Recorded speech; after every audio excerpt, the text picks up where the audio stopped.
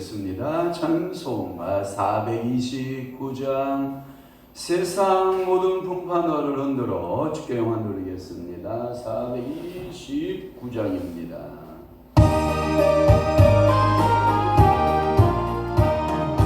세상 모든 풍파 너를 흔들어야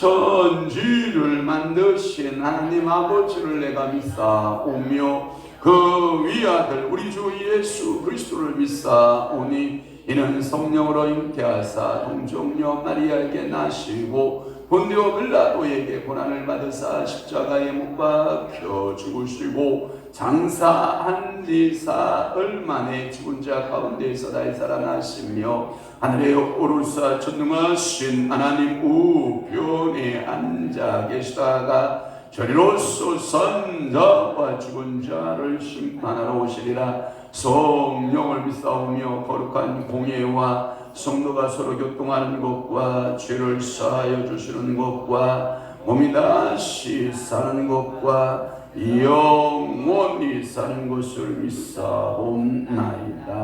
아멘.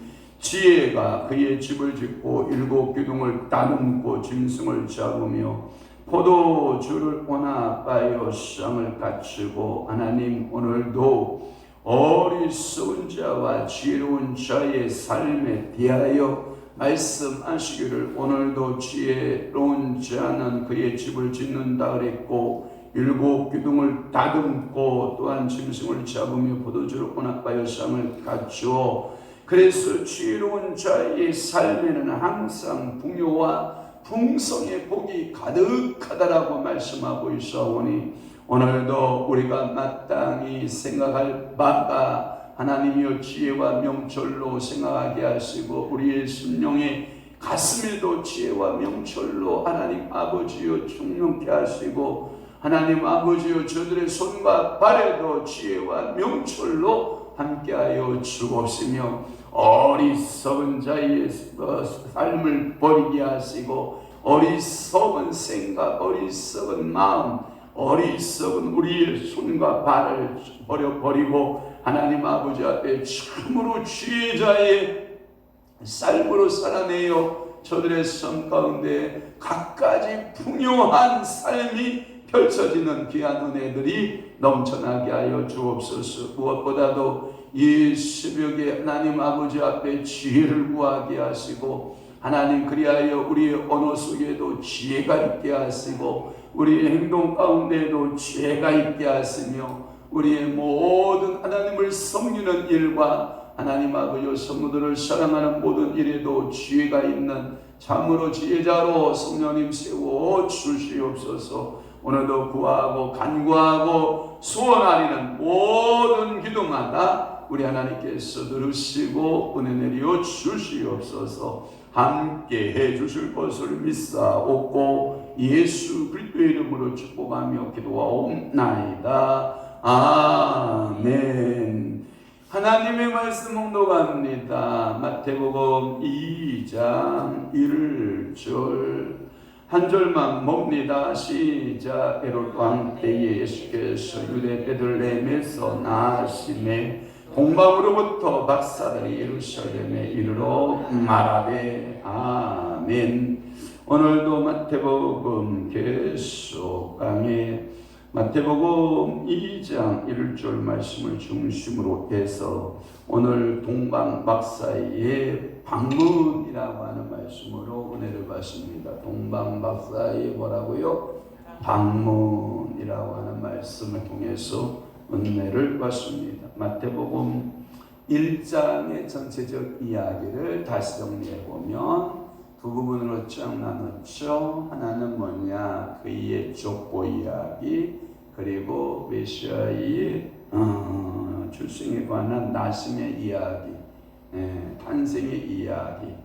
드디어 이 1장은 그 성탄의 전 역사를 설명하고 있다면 드디어 2장에는 나심의 드디어 계보대로 세계대로 족보대로 이렇게 태어나셨고 그 나심의 과정들에 대하여 이런 일이 있었습니다 하고 나심의 성탄 후의 역사라고 하는 거예요.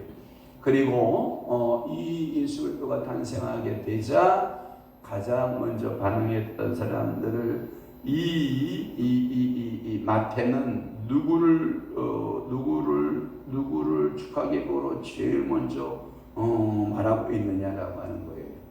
그게 뭐냐? 동방의 어떤 사람들 박사들을 제일 먼저 소개하고 있다라고 하는 거예요.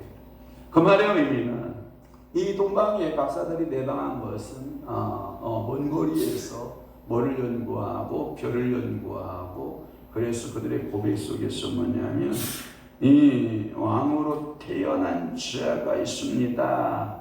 이 왕이 누구십니까? 그러니까 마태는 지금 어디에 주목하고 있는 거예요? 왕에게 주목하고 있는 거예요. 다른 복음서에 보면 예수 그리스도의 탄생에 대해서 축하했던 사람들을 인간적으로 보면 가장 정감 있는 여러분들이 양을 치는 거예요. 목자들, 목동들이라고 할 수 있는 목자들을 통해서 축하를 받는 모습이거든요. 그 말의 의미는 보편적 예수 그리스도의 사람의 모습으로 이 땅에 오셔서 보편적 사람으로부터 제일 먼저 뭐 했다? 그 경배 찬양을 받게 하셨다. 이걸 강조하기 위함인데 마태는 저 축하계획을 짜잔 소개하기를 목자들, 목동들을 소개하지 아니하고 동방에 있는 박사들을 소개한 것은 그는 유대인이 뭐였다? 왕이었다. 그래서 2절 말씀에 그들의 고백이 나오죠. 유대인의 왕으로 나신 이가 어디 계시냐라고. 그죠? 오늘도 유대인의 왕이신 예수.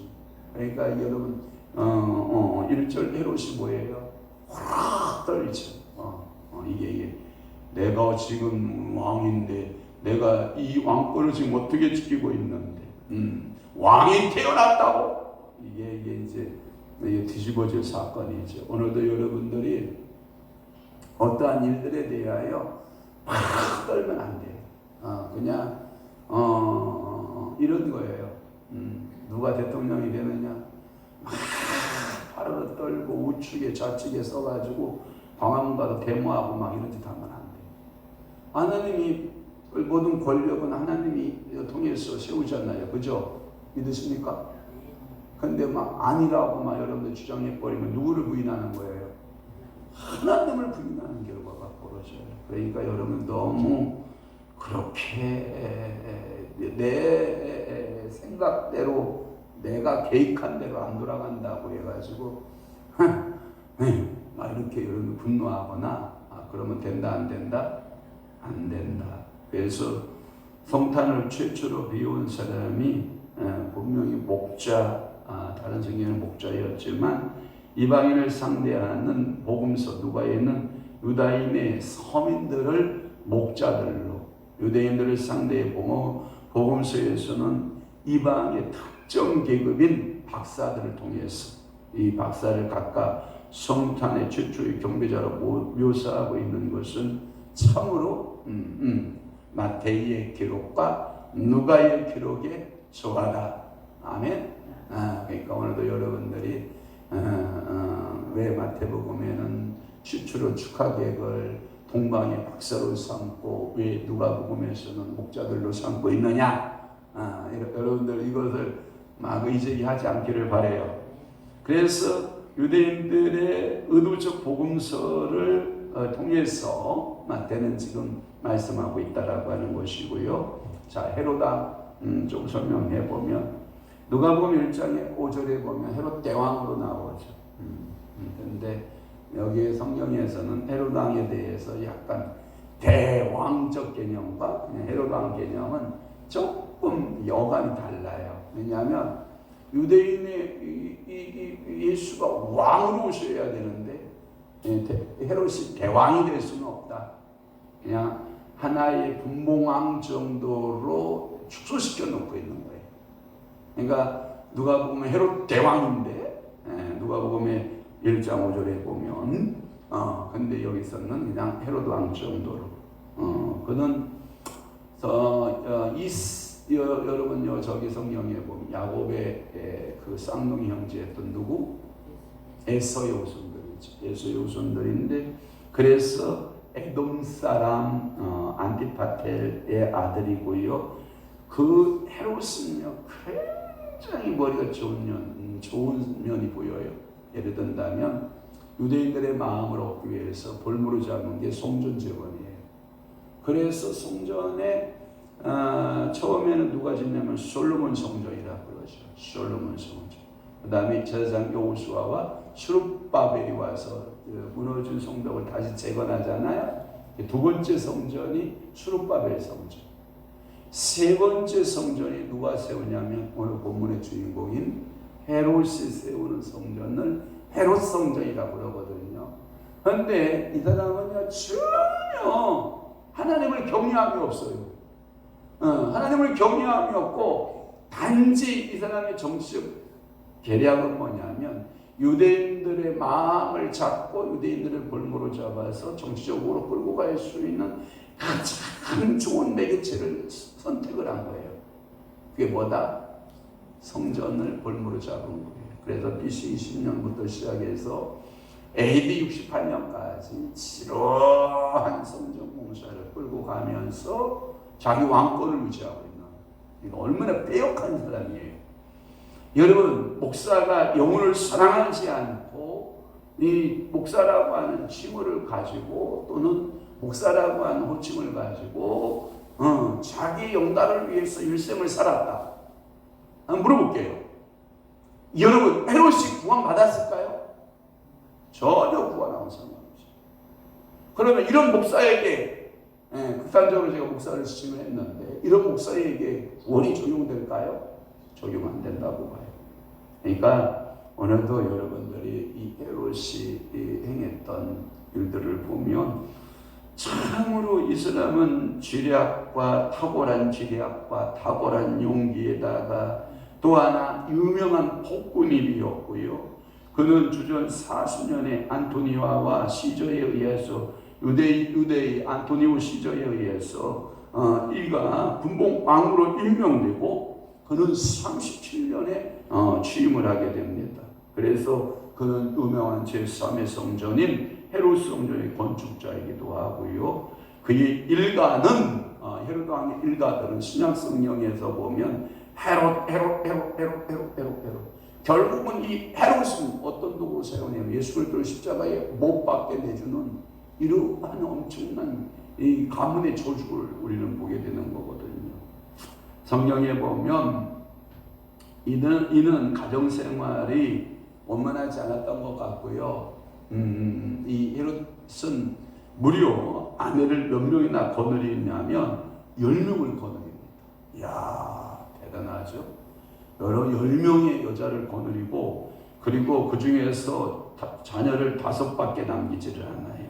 그러니까 그의 가정생활이 원만하지 않았다 라고 하는 것을 우리가 볼 수 있고, 이 사람은 정치적 야심가였다라는 뜻을 우리가 볼 수 있다라고 하는 거예요. 그러면서 뭐라고 말하냐면 유대 베들레헴에서라고, 유대 베들레헴이 나오죠. 베들레헴을 좀 설명해 보면 갈릴리의 베들레헴을 말하고 있는데, 여호수아 14장 15절과 구별하기 위해서 이렇게 불리울 때 갈릴리 베들레헴이라고 말하고 있고요. 이 구약에서 히브리적 발음은 뭐냐면 에브랏 알아요? 에브랏 들어봤죠? 에브랏 이 베들레헴을 말하고, 또 하나 에브라다 들어봤죠?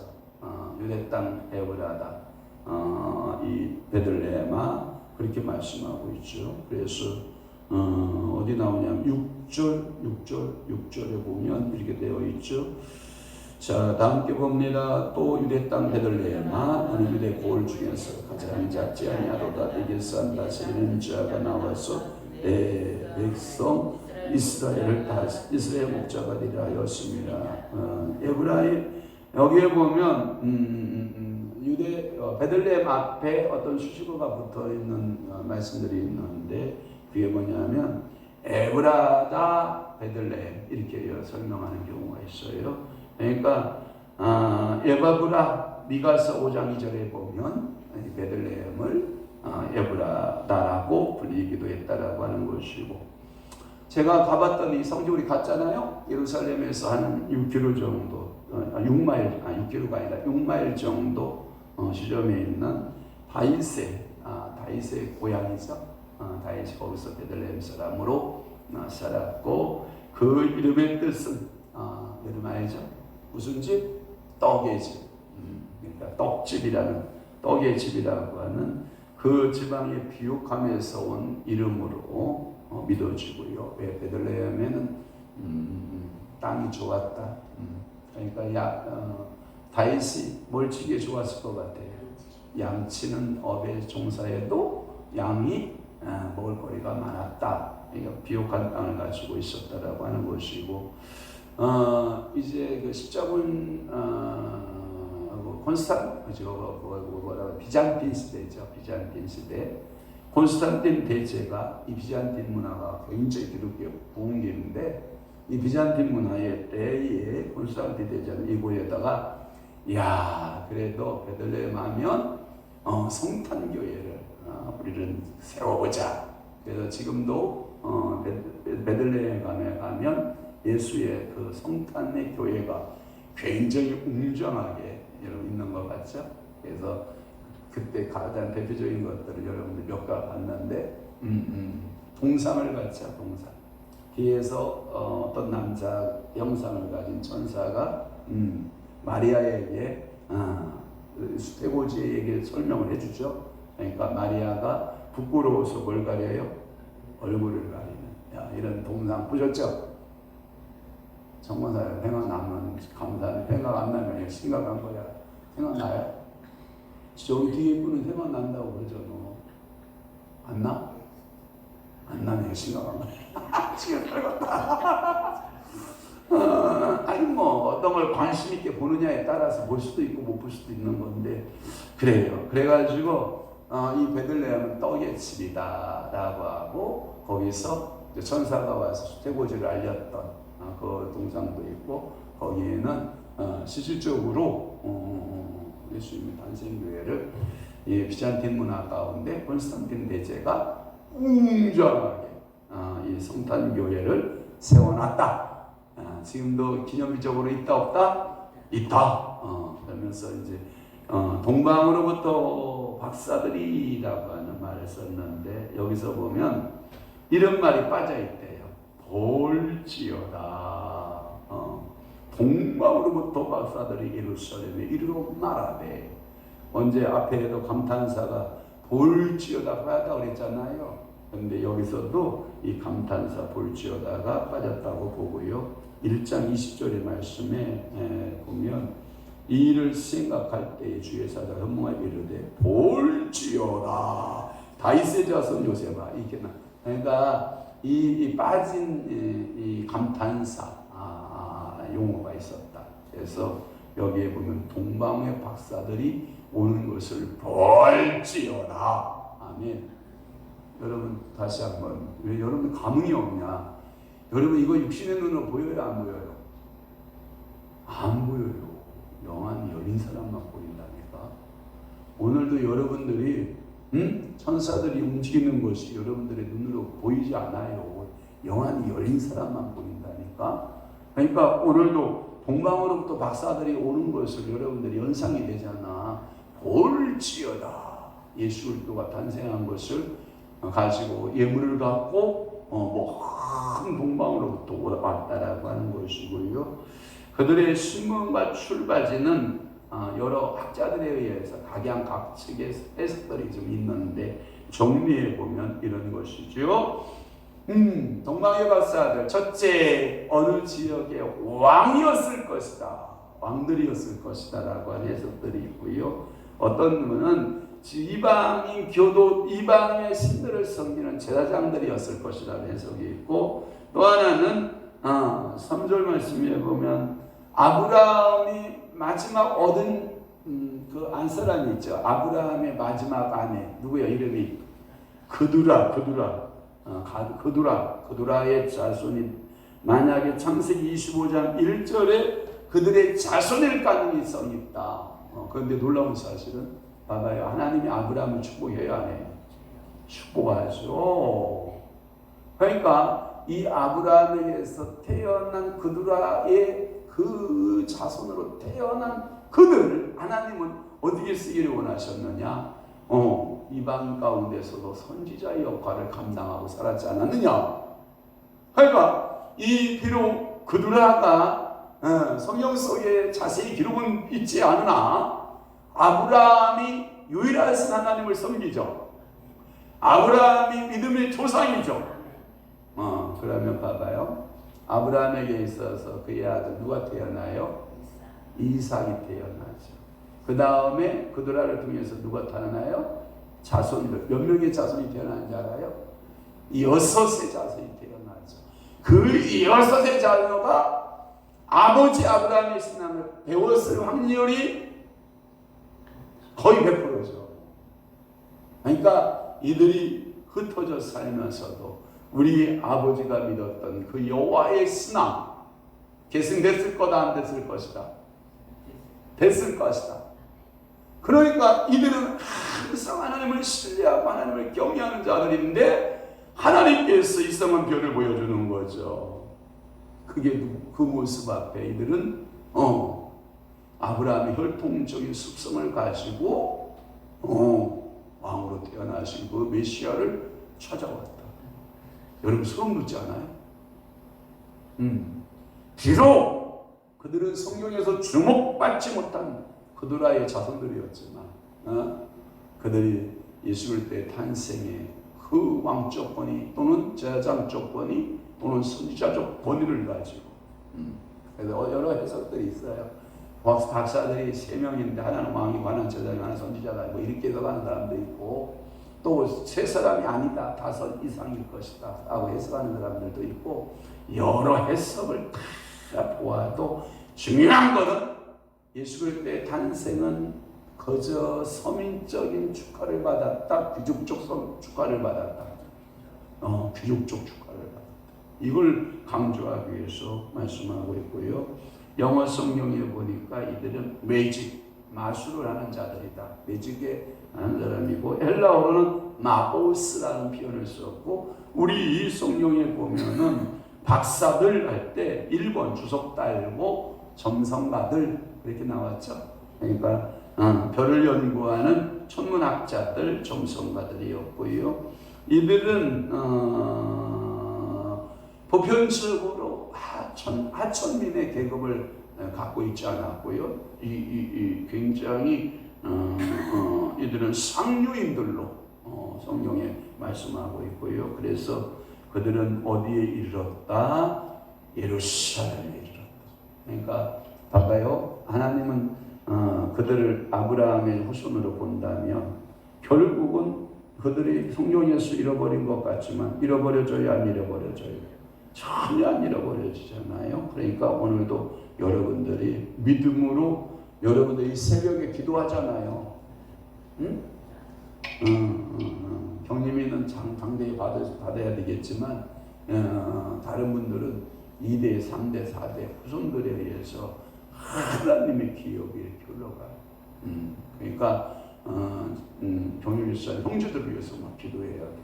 형제들을 위해서 예수 믿때 신실한 그리스도인으로 예수 믿게 해달라고. 그러면 그 박씨 집안에서 목사가 태어나고 장로가 태어나 가만히 생각해 보니까 그 고모가 이모가 그 고모가 막 그렇게 기도했던 그 사랑을 깨닫는 날이 온다 안 온다?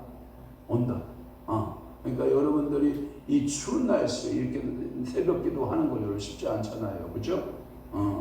그러니까 오늘도 여러분들이 기도하 매달 하나님의 뜻이 우리 가문을 통해서 이루어져요.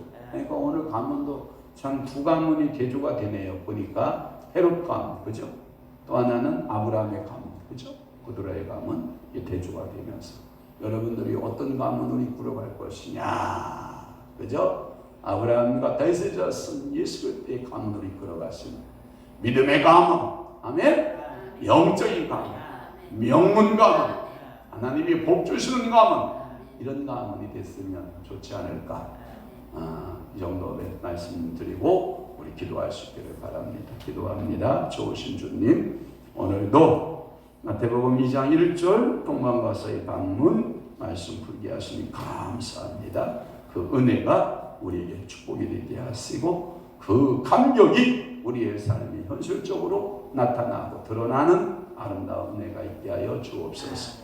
이제는 우리 주 예수 그리스도의 은혜와 하나님 아버지의 극진하신 사랑하심과 성령님의 강화 교통 내주 위로 역사 충만하시 오늘 남은 때에 말씀으로 살고 은혜로 살아내기로 결심하고 각오하는 사랑하는 귀한 성도들 심령 위회와 교회 위에 이제로부터 영원토록 함께 있을지어다. 아멘. 아멘.